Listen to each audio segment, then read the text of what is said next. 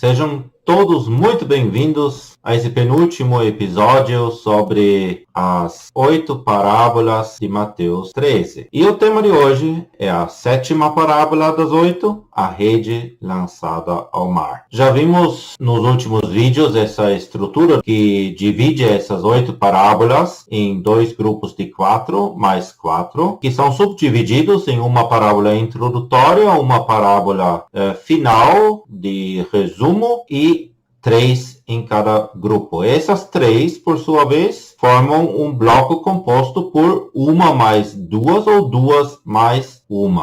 Um subconjunto de 6 parábolas, e essas 6 parábolas são parábolas que se referem ao reino dos céus, enquanto a primeira e a última parábola não são diretamente parábolas que falam do reino dos céus. Essa expressão é semelhante ao reino dos céus, não aparece na primeira e na 8ª. Hoje, então, nós vamos nos ocupar com a 7ª parábola, a rede lançada ao mar, que forma um par com a parábola 2, do joio no meio do trigo, e tem em comum o pensamento de verdadeiro e falso, de bom e ruim.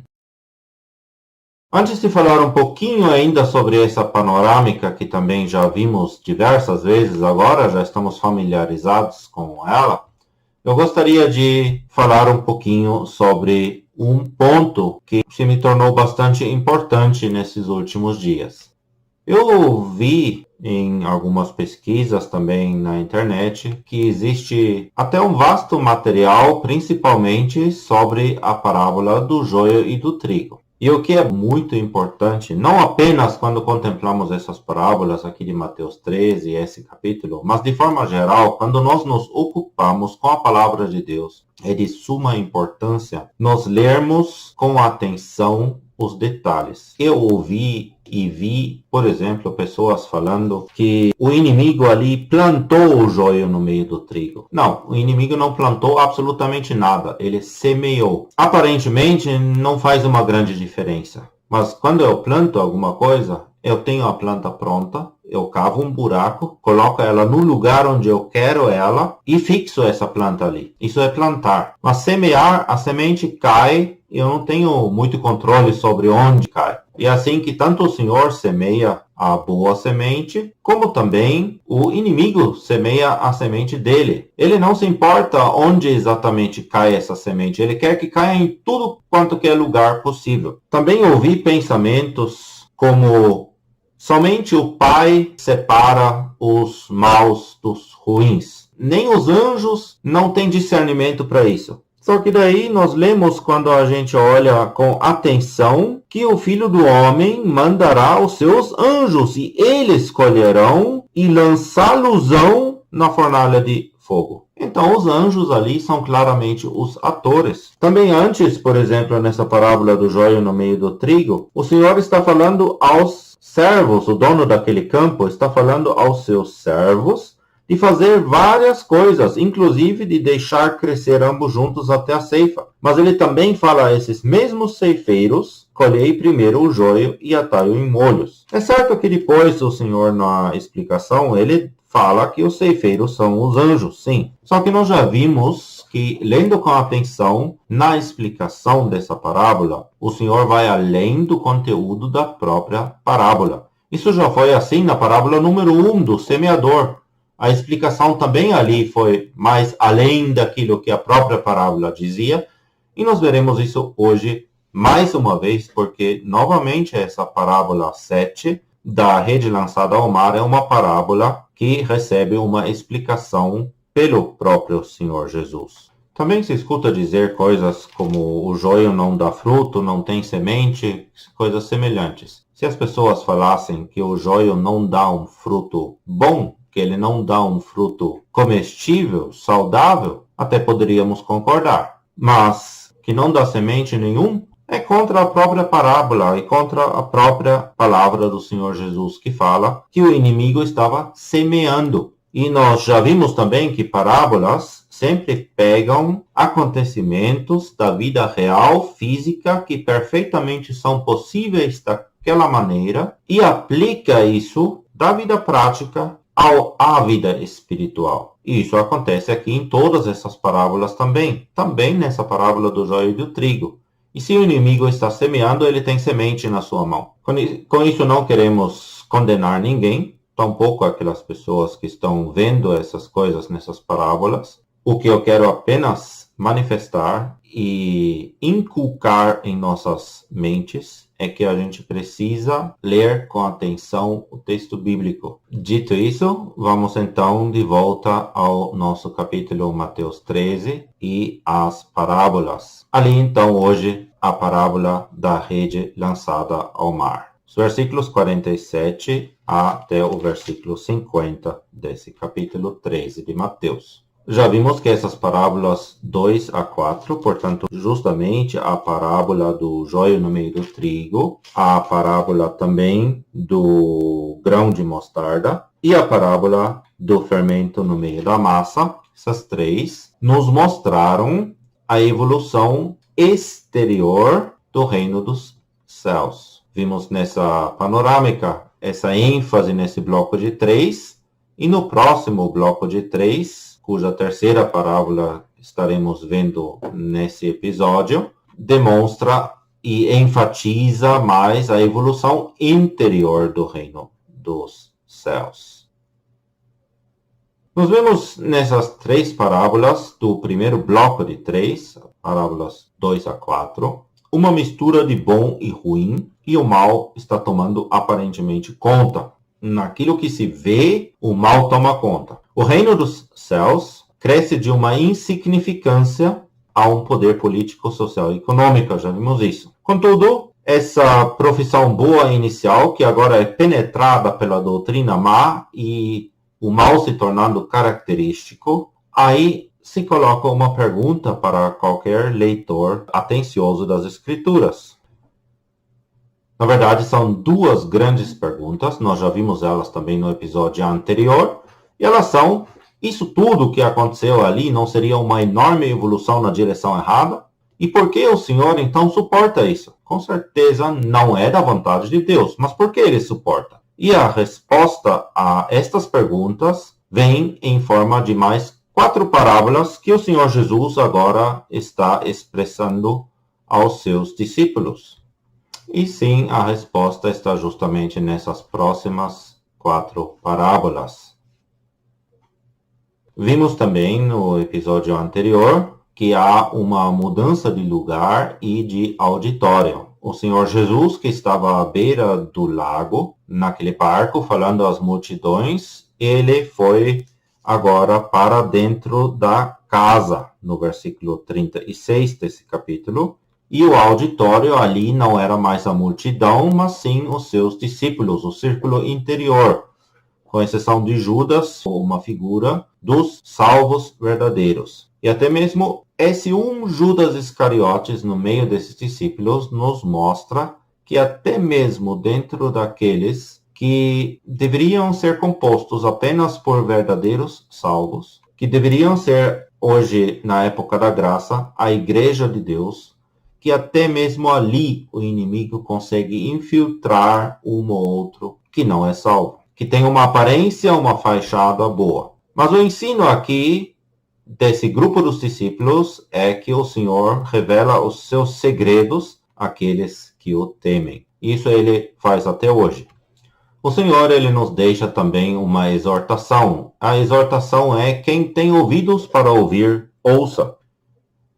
E nós que temos ouvidos físicos, mas também ouvidos do coração, ouvidos espirituais, nós podemos e devemos então fazer uso dos nossos ouvidos, ouvindo e obedecendo as palavras do Senhor. Agora chegamos a essa parábola e vamos ver então o texto bíblico. Mateus 13, versículo 47 e 48 são os 2 versículos onde o Senhor Jesus conta a parábola. Igualmente, o reino dos céus é semelhante a uma rede lançada ao mar e que apanha toda qualidade de peixes. E estando cheia, a puxam para a praia e, assentando-se, apanham para os cestos os bons. Os ruins, porém, lançam fora. A partir do versículo 49, o mesmo Senhor nos dá uma explicação dessa parábola, assim como já ele o fez com a parábola do semeador, como ele também o fez com a parábola do joio no meio do trigo, assim ele também explica aos seus discípulos essa parábola. E a explicação é a seguinte: assim será na consumação dos séculos. Virão os anjos e separarão os maus de entre os justos, e lançá-los-ão na fornalha de fogo. Ali haverá pranto e ranger de dentro. Se compararmos assim lado a lado a parábola com a explicação, nós com facilidade podemos verificar novamente que a parábola em si mostra alguns fatos e vai até um certo ponto no tempo, enquanto a explicação retoma alguns desses fatos, contudo vai além do conteúdo da própria parábola, passa daquele ponto de tempo a um ponto no tempo mais para frente, mais no futuro. Conseguimos distinguir também claramente duas ações. Na própria parábola, temos a ação dos pescadores ressaltada, enquanto na explicação, a ênfase está na ação dos anjos.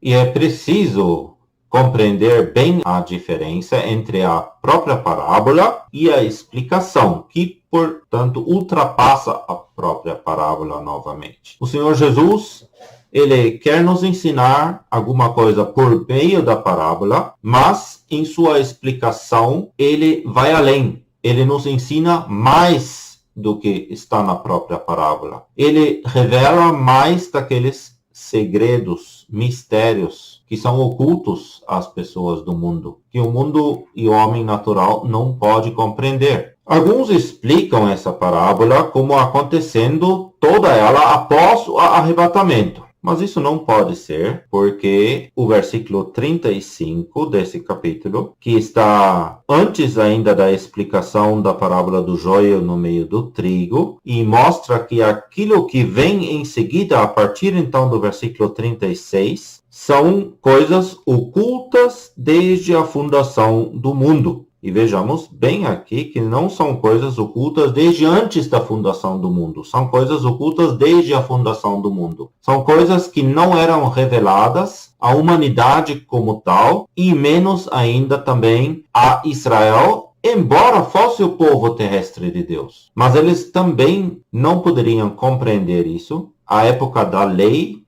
não compreende ou não revela os mistérios da época da graça. Quando se trata de mistérios, de coisas ocultas no Novo Testamento, sempre a palavra visa coisas que eram ocultas, escondidas, não conhecidas na época do Antigo Testamento, mas que agora, em nossa época da graça, nos são reveladas. E essa parábola, número 6, então, da rede lançada ao mar, que fecha então esse grupo interior de 3 mais 3, aquele conjunto de 6 ao total, também é uma parábola do reino dos céus. Igualmente, o reino dos céus é semelhante, assim ela é introduzida no versículo 47, ao contrário, como já dissemos, da parábola do semeador e do escriba instruído.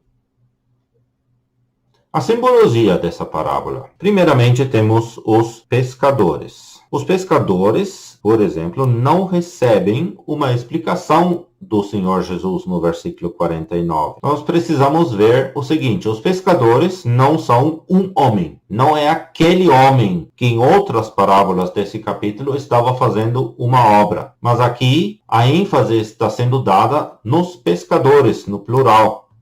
São, portanto, servos do Senhor, assim como os servos do pai de família no versículo 27. Servos do Senhor, que trabalham para ele, que fazem a obra dele. A rede lançada ao mar é uma expressão bastante única no Novo Testamento. Aqui se trata, no texto original, de uma rede grande que é puxada por 2 barcos. Se jogava a rede e ela era fixa em 2 barcos e puxado com esses 2 barcos pelo lago ou pelo mar. E é a única ocorrência no Novo Testamento dessa palavra específica descrevendo uma rede de pescador. E isso é muito importante. É um fato que está, podemos dizer, um pouco abaixo da superfície, não é visível assim a olho nu para qualquer leitor. Contudo, é algo que nos engrandece ainda mais as Escrituras. Combina perfeitamente com o ensino contido nesta parábola. E aqui novamente eu preciso abrir um parênteses, dizendo que não é necessário, em absoluto não é necessário para a compreensão da parábola e de sua explicação dada pelo Senhor Jesus, que alguém saiba alguma coisa do grego ou domine alguma coisa do grego. É apenas um detalhe adicional que eu estou mencionando aqui para demonstrar como a forma que o Senhor Jesus fala, as palavras que ele escolhe, estão de pleno acordo com o ensino que ele está querendo dar.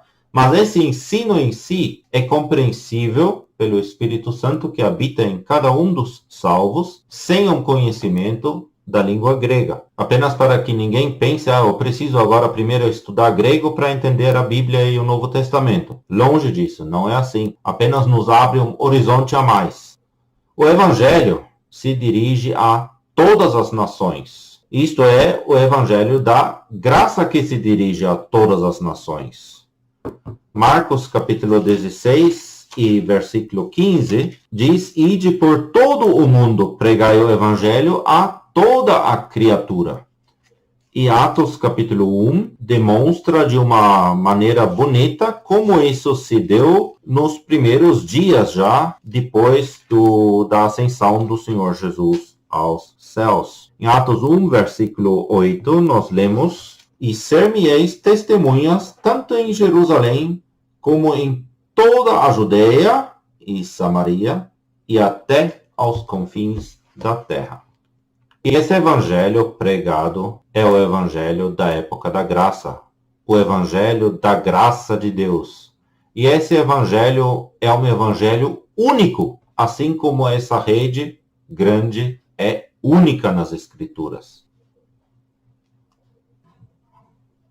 A pescaria. Simbologia continua nesta parábola. E agora nós vemos a conexão interior desse segundo bloco de 3, composto por aquela dupla de parábolas do tesouro escondido no campo, da boa pérola, ou melhor, do homem negociante que busca boas pérolas, e dessa parábola da rede lançada ao mar. O tesouro no campo, e quem quer se aprofundar mais, para não repetirmos agora, recomendo assistir o vídeo anterior. O tesouro no campo e também a pérola. São duas coisas apenas possíveis se também houver a rede lançada ao mar. Em um nós vemos a obra do Senhor, que é a base. Ele foi e vendeu tudo.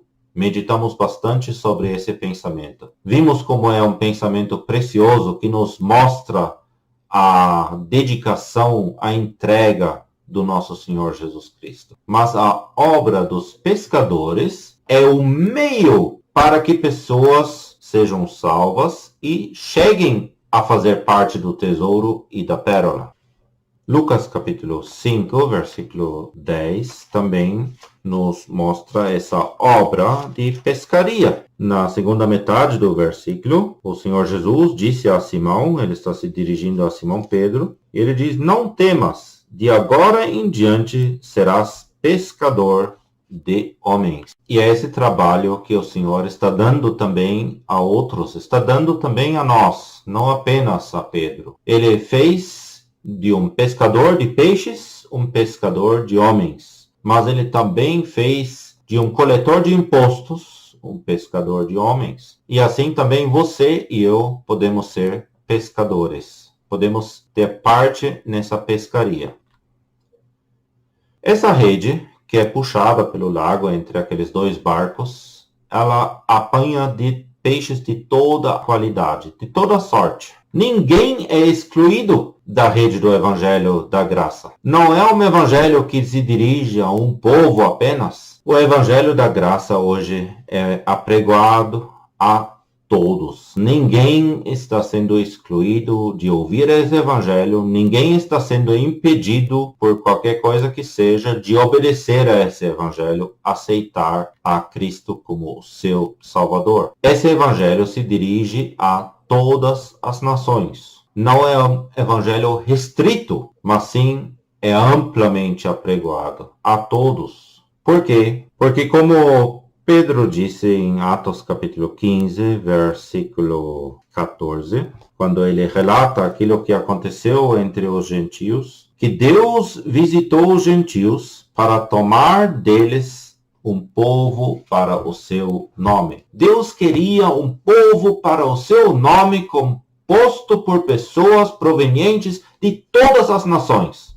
Ele queria você, ele queria a mim, ele queria de todas as nações, de todas as línguas, tribos e nações, pessoas que fossem inseridos nesse novo povo celestial, esse povo para o seu nome, esse povo que deveria proclamar o seu nome, ter as características dele e proclamá-las neste mundo por meio de sua simples existência, não somente pela boca, pela sua aparência exterior, pelo trato, pelo andar, pelo comportamento neste mundo.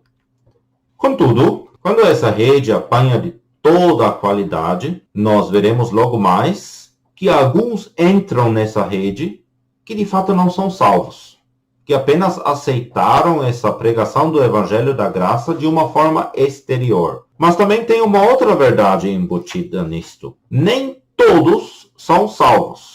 A rede está sendo puxada pelo lago, pelo mar, e entram peixes. Sim, de todas as espécies, como veremos, também peixes ruins. Mas nem todos os peixes do mar entram na rede. Ela apanha um número limitado de peixes. E isso também é um ensino que a palavra de Deus nos mostra claramente. Embora Deus queira que todos sejam salvos e venham ao conhecimento da verdade, ele deixa puxar essa rede pelo mar e peixes entram, mas nem todos os peixes do mar. Um número limitado de todos esses peixes do mar, de fato, aceitará o evangelho da graça. Continuando com os símbolos, chega o momento no versículo 48, que a parábola diz, e estando cheia. Em algum momento essa rede enche.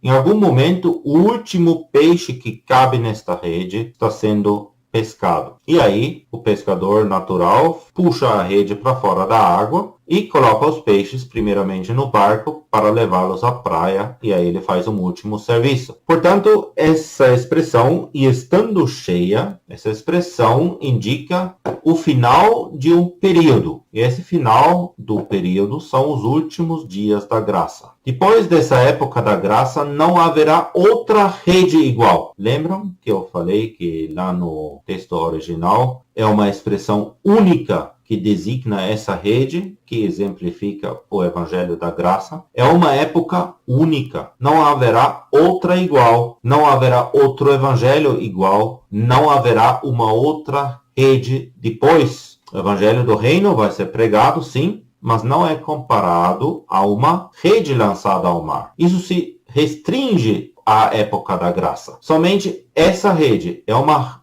única rede desse tipo. Isso significa também que você que talvez esteja nos ouvindo e ainda não tem a salvação, não tem ainda o Salvador, Jesus Cristo, como seu Salvador, se hoje essa rede se encher, se o último peixe for agregado, ninguém mais consegue entrar nessa rede. Aqui na parábola são ações que se dão sequencialmente. Contudo, de certa forma, elas acontecem também em paralelo hoje em dia. O Senhor ele vai nos mostrando algumas ações ainda dos pescadores. Dentro dessa rede, que já não apanhou todos os peixes do mar, portanto, aquela doutrina que diz que no final todo mundo vai ser salvo, é uma doutrina diabólica, uma doutrina não verdadeira, uma doutrina falsa, que não tem apoio nem base nas escrituras. Ainda assim, dentro dessa rede também agora há peixes bons e ruins. Os pescadores, eles se ocuparam apenas a lançar a rede e puxar ela com os barcos através do largo. Os pescadores apenas se ocuparam em lançar a rede ao mar e puxá-la. Eles não mergulharam lá para dentro da rede para impedir que os peixes ruins entrassem nela. Não, a rede apanhou bons e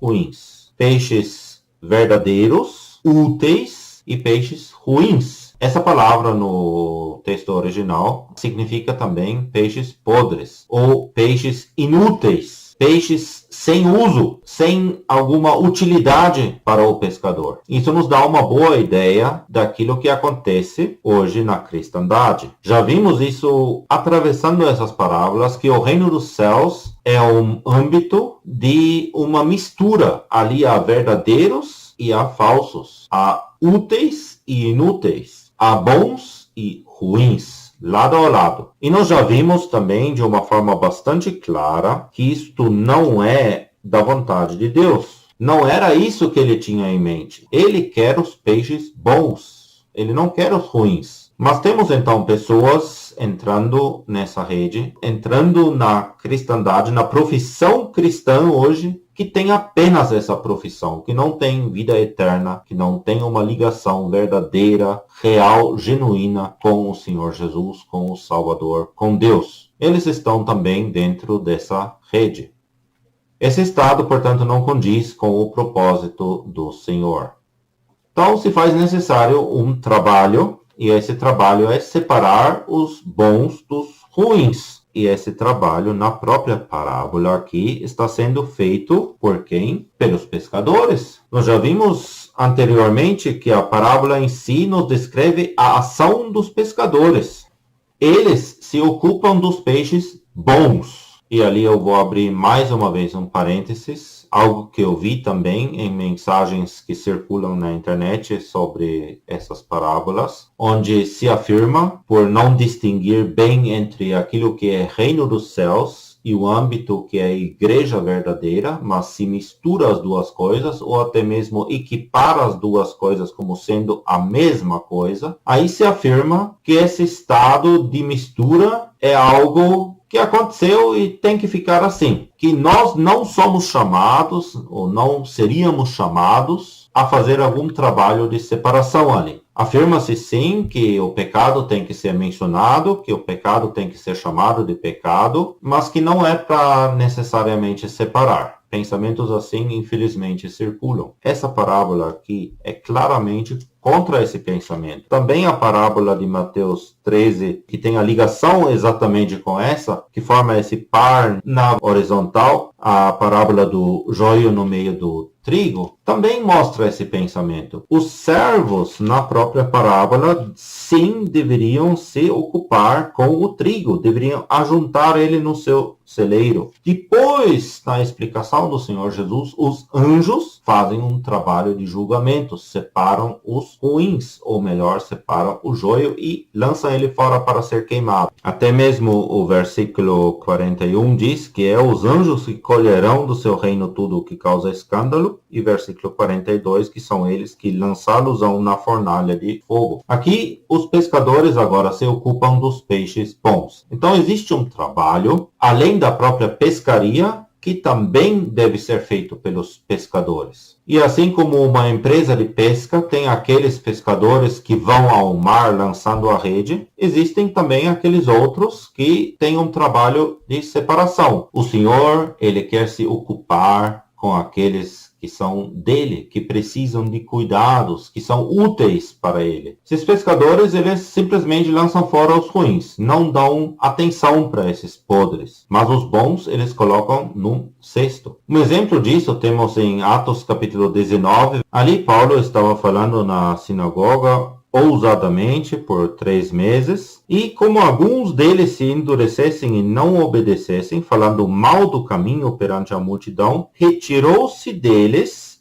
e fez o quê? Separou os discípulos. Ele os levou para a escola de um homem chamado Tirano. Então nós vemos ali claramente também em Atos 19:9 esse princípio de separação. Quando se trata do círculo interior, que também faz parte do reino dos céus, mas é um círculo interior, a igreja verdadeira, ali o princípio já não é, como nós já vimos também, não julgais para não seres julgados. Ali sim o princípio é julgar, é separar. Separar do mal e dos maus é um princípio das Escrituras. Também, segundo ao Timóteo, capítulo 2, versículo 21, mostra isso de forma bastante clara.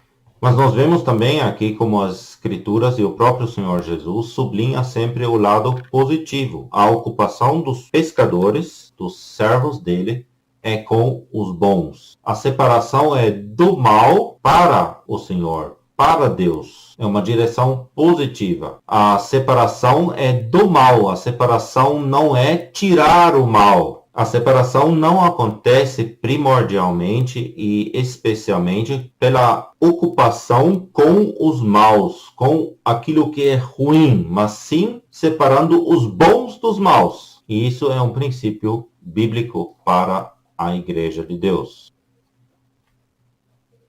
Existem também esses cestos ali. Os cestos, eles pertencem ao Senhor. O cesto do pescador pertence ao pescador. E é nesse cesto que ele quer os peixes bons. E assim o Senhor também, hoje, ele quer os peixes bons unidos, juntos, em cestos. Não todos em um único lugar, não é um único cesto, mas são cestos no plural. Os salvos devem ser juntados. Poderíamos dizer ou comparar isso a igrejas locais, a testemunhos locais da igreja, onde os bons são juntados, unidos, onde eles podem dar um testemunho de que pertencem ao Senhor, que estão dentro de um cesto separado do mundo.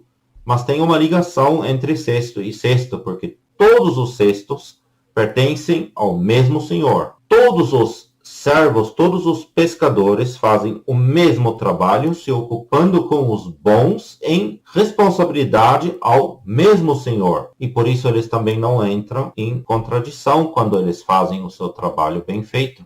É um trabalho muito importante e é precioso esse trabalho dos pescadores. Isso é o serviço essencialmente cristão, a ocupação com quem está dentro. E isso é um fato que muitas vezes, hoje em dia, está sendo esquecido um pouco. Na cristandade como um todo, mas também no meio daqueles que professam se reunir única e exclusivamente ao nome do Senhor Jesus. Temos nos ocupado com quem está dentro, ou nós estamos apenas vendo o serviço da pescaria? Estamos vendo apenas a rede tem que ficar cheia, a rede tem que ficar cheia. Precisamos pregar o Evangelho. E é verdade, a rede precisa ficar cheia. O Evangelho precisa ser pregado, a rede deve ser lançada. Mas lembrem-se, não é o pescador que empurra o peixe para dentro da rede. Ele vem e é apanhado. É um outro que dirige esse peixe para dentro da rede. É Deus que faz essa obra. E é interessante aqui que essa parábola, ela toma 2 versículos equilibrados. Sabemos que a estrutura dos versículos é uma estrutura introduzida por homens na palavra de Deus, mas ela existe internamente. E aqui são 2 frases contrapostas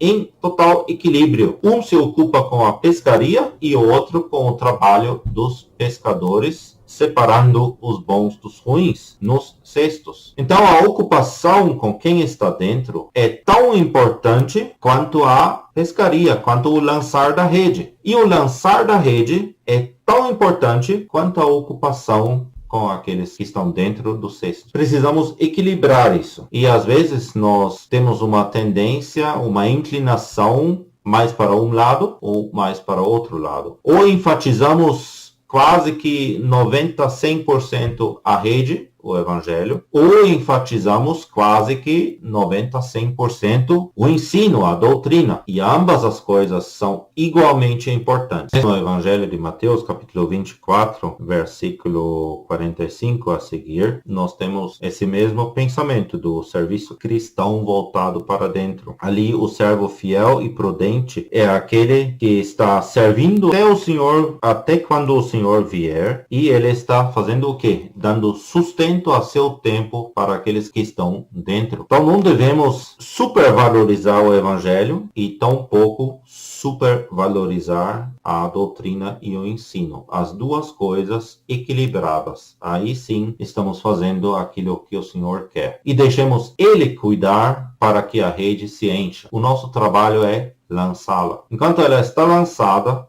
nós já podemos nos ocupar com os cestos, com os peixes nos cestos, com os peixes bons. E para isso é preciso se assentar. Esse trabalho de, versículo 48, apanhar para os cestos os bons, requer tranquilidade, concentração, discernimento espiritual, requer assentar-se. Isso não pode ser feito assim às pressas, rapidinho, ou na margem, vamos nos ocupar um pouquinho ainda. Não, é preciso se assentar, cuidar mesmo. É um serviço que requer atenção. E aí devemos nos perguntar agora, estamos fazendo cada um o seu trabalho? Eu estou fazendo o meu trabalho que o Senhor me deu? Você está fazendo o seu trabalho que o Senhor te deu? E se o Senhor te deu o trabalho de trabalhar mais no lançar da rede, eu não devo querer que você faça o meu trabalho, de talvez mais se ocupar com aqueles que estão dentro. Mas você também, e isso muitas vezes é um mal, entre aspas, do evangelista, que ele acha que todo mundo tem que ser evangelista. Você também não deve pensar que o seu trabalho é tão importante que todos os demais deveriam fazer aquilo que você está fazendo. Porque se fizermos isso, estamos todos trabalhando, lançando a rede. E o equilíbrio se foi. Cada um precisa fazer o seu trabalho. É por isso que o Senhor aqui não está falando de um único pescador, mas de pescadores.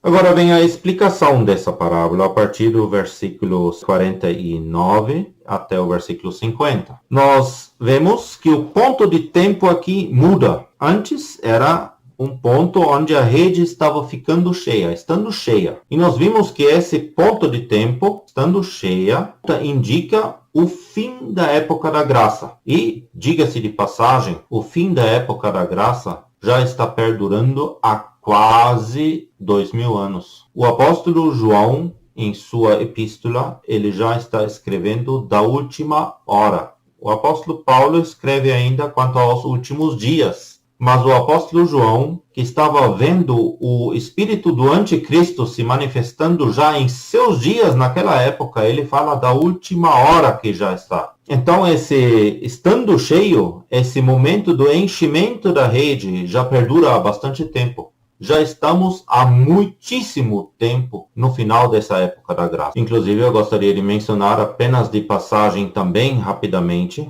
que não precisamos de nenhum sinal exterior que nos indique que o fim da época da graça está muito próximo, que a vinda do Senhor está próxima. O livro de Apocalipse, o último livro do Novo Testamento, já nos fala que o Senhor estava vindo, que a vinda dele estava muito em breve. Não haveria mais sinais exteriores para dizer agora que está próximo o fim da época da graça. Nós estamos vivendo em uma época em que acontecem muitas coisas. Desastres naturais, doenças, enfermidades, muitas coisas pelas quais, de fato, o Senhor está falando à humanidade, está chamando também para si. São fatos que é a linguagem do Senhor. Contudo, essa linguagem do Senhor hoje não está mais forte do que há 100 anos atrás, ou há 500 anos atrás, ou há 1000 anos atrás, ou mais. Porque há acontecimentos, assim como nós temos hoje, que nós vemos como acontecimentos fortes, como uma aglomeração de eventos acontecendo. Se olharmos para a história da humanidade, já temos outras épocas que eram ainda piores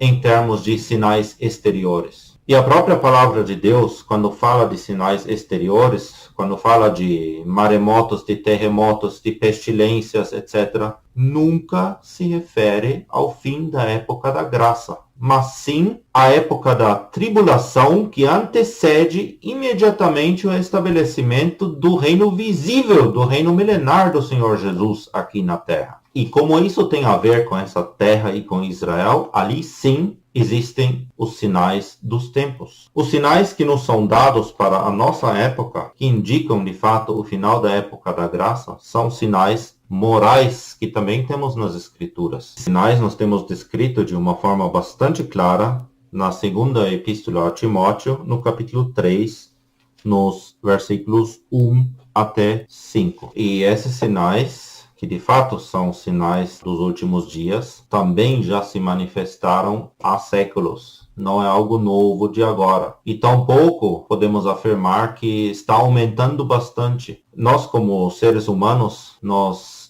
vemos geralmente a nossa época e comparamos algo que ouvimos talvez de nossos pais, de nossos avós, com aquilo que nós temos hoje. E aí sim podemos ver um aumento do mal, do pecado, etc. Mas se compararmos, por exemplo, a nossa época com a época do apóstolo Paulo, a libertinagem daqueles dias era igual ou pior dos dias de hoje. Certas coisas que hoje em dia estão sendo propagadas e fixas também na legislação, já era costume lá na época final do Reino Romano. Então nós precisamos ter essa visão um pouco mais amplificada das coisas. Agora, quando o Senhor Jesus dá essa explicação da parábola aqui, ele fala da consumação dos séculos. E, na verdade, a expressão correta aqui, a partir do texto original, é a consumação do século. Não está no plural, porque a expressão a consumação dos séculos seria a consumação final, até mesmo depois do reino milenar. O ponto final das dispensações de Deus, das suas atuações com esse mundo. A expressão aqui é a consumação do século, singular. Se refere a uma época específica. E esse ponto nos remete à vinda do Senhor Jesus para estabelecer o seu reino de uma forma visível. E esse ponto no tempo requer um juízo. Lembramos que a primeira parábola dessa série de 6, que falam do reino dos céus, foi a parábola do joio no meio do trigo, que deu aquela panorâmica total do reino dos céus, desde os seus inícios até o seu fim, quando ele se transforma na versão visível desse reino e toma então o caráter do reino milenar de Cristo. E é esse ponto que nós temos aqui em vista. Enquanto a rede estando cheia é a finalização da época da graça, a consumação do século é o ponto inicial, o imediatamente antes do estabelecimento do reino milenar de forma visível. E aquele momento requer um juízo. Quando o Senhor vier para buscar a sua igreja, não haverá um juízo imediato. Ele tira desse mundo, ele arrebata a sua igreja. O trigo é colhido ao celeiro celestial e o restante fica. Aí começam a acontecer alguns juízos nesta terra. E quando o Senhor Jesus vier então estabelecer o seu reino de forma visível, aí acontece mais um juízo para justamente a separação dos ruins, para que os bons, então, aqueles que aceitaram o evangelho do reino, fiquem para poderem entrar no reino milenar visível. Alguns se referem a esse juízo como sendo o juízo final. Eu não gosto dessa expressão porque de fato não é o juízo final. É uma primeira fase do juízo final, se quisermos assim. Porque depois desse juízo, dessa separação, ainda acontece os 1000 anos do reinado de Cristo. O Satanás e os povos vão se rebelar novamente quando Satanás estiver solto depois do reino milenar. E ali sim acontece o juízo final. Então o juízo aqui é a separação dos ruins, que são julgados, retirados, para que somente os então bons, e ali nós vemos de novo que o reino dos céus não é igual à igreja, porque também depois da época da igreja, depois do arrebatamento da igreja, ainda haverá outros bons, são aqueles que aceitam o evangelho do reino, eles precisam entrar no reino. E para que isso aconteça, que é algo aqui na terra, então tem que ser removido tudo que é ruim, que não combina com o reino milenar de Cristo, tem que ser removido dessa terra. E essa separação, na consumação do século, segundo o Senhor Jesus, de novo, é feito pelos anjos. E aqui já não temos parábola, é a explicação do Senhor Jesus. Virão os anjos e separarão os maus de entre os justos. Novamente, não é Deus o Pai que está fazendo essa obra, como alguns afirmam. Aqui são os anjos anjos. A eles o Senhor Jesus usa para executar esses juízos. Isso nós vemos amplamente exposto no livro de Apocalipse. Os atores aqui então são os anjos, não são os pescadores.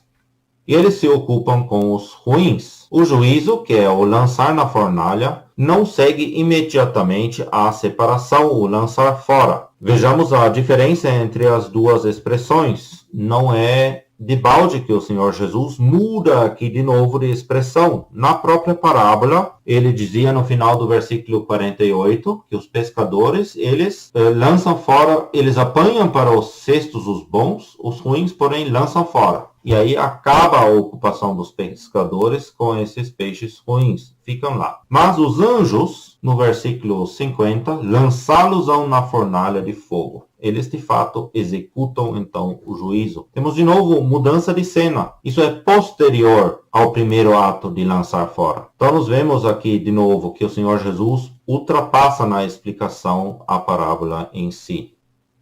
Versículo 48 termina, então, com o fim da época da graça, enquanto o versículo 49 indica o fim do reino dos céus, que se dá quando o rei ausente agora, que governa esse reino a partir dos céus, se manifesta visivelmente nessa terra e o reino milenar se inicia. Os pescadores, na época de hoje, se ocupam com os cristãos verdadeiros.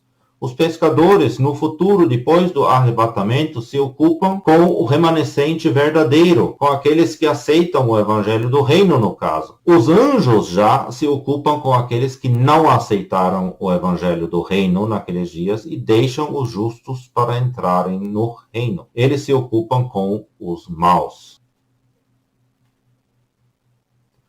Vamos fazer uma pequena comparação dessas duas parábolas, desse par de parábolas que tem esse pensamento de verdadeiros e falsos em comum, o joio no meio do campo.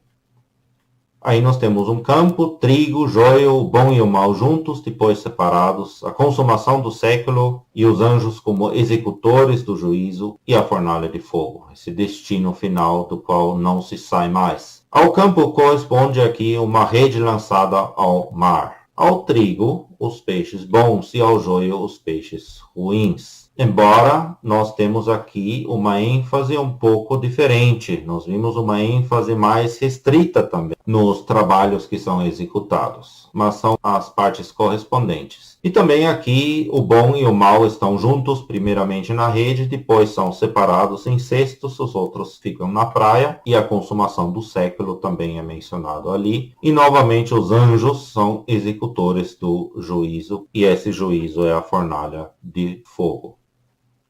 Depois disso, então, resta ainda uma parábola, a última, o escriba instruído, e essa parábola nós encontraremos no versículo 52, e desde já os espero, então, no próximo episódio, para podermos meditar um pouco sobre essa oitava parábola. Desejo as ricas bênçãos do Senhor a cada um que ouviu, e recomendo que também sejam assistidos os vídeos anteriores, para ter a visão completa dessas 8 parábolas, e também que isso seja feito sob oração e com a Bíblia ao lado. Precisamos conferir as coisas na palavra de Deus para termos uma base própria também. Então, que a bênção do Senhor esteja com todos que ouviram, assistiram, e os espero então quando falarmos sobre a parábola 8 no próximo e último vídeo dessa série.